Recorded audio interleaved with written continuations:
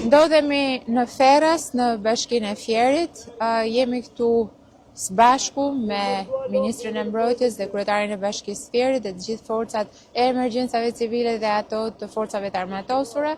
Është bërë evakuimi të gjithë banorëve nga zona e Ferrasit, të gjithë ato shtëpi që kanë pasur problematika dhe që uji ka qenë prezent, janë evakuar që të gjithë qytetarët. Bashkia e Fierit ka përgatitur një nga konviktet dhe është i gatshëm për t'i pritur të gjithë njerëzit që janë evakuar. Megjithatë, nga që kemi marrë vesh këtu në zonë, të gjithë kërkojnë të qëndrojnë afër banesave tyre, kështu që kanë preferuar që të qëndrojnë në shtëpitë të tjera të cilat nuk kanë prezencë të ujit. Megjithatë, duhet të themi një fakt shumë të rëndësishëm, do ta thotë Ministri i Mbrojtjes, nuk ka pasur çarje të argjenaturës së Ferrasit. Thjesht niveli i ujit është më i lartë se vetë argjenatura, kështu që ka pasur hyrje të ujit në zonat e banuara, por jo çarje të argjenaturës, siç është thënë deri tani në disa nga infot të shpërndara në media.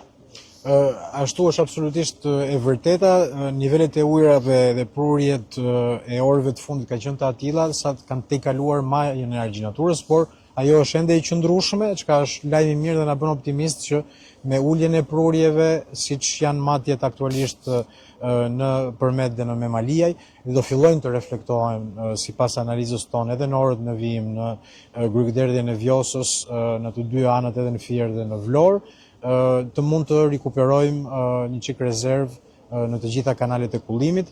Hidrovorët gjithashtu në të gjithë zonën edhe deri në Darzez janë kapacitet të plot për të krijuar, siç e thash, rezervë optimale në rast se kemi vërshime të tjera. Do jetë mbrëmje dinamike.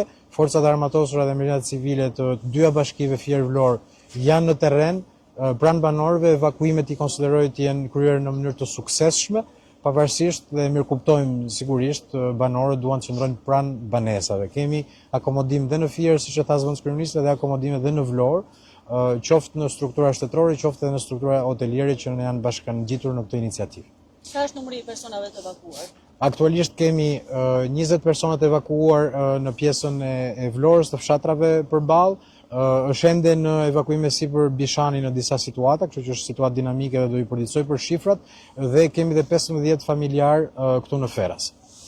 Shumë e rëndësishme të themi edhe një herë që sot në mëngjes në pikën e matjes që ne përdorim për të matur lartësinë dhe prurjet e lumit Vjos në Memaliaj ka qenë niveli 8 metra. Në këto momente është 5.3 metra, pra ka një rënje të qëndrueshme, graduale dhe të konsiderueshme, për gati 2 metra. Dhe kjo ne presim sa më parë që të reflektohet. Armando e di më mirë dhe nga eksperjenca.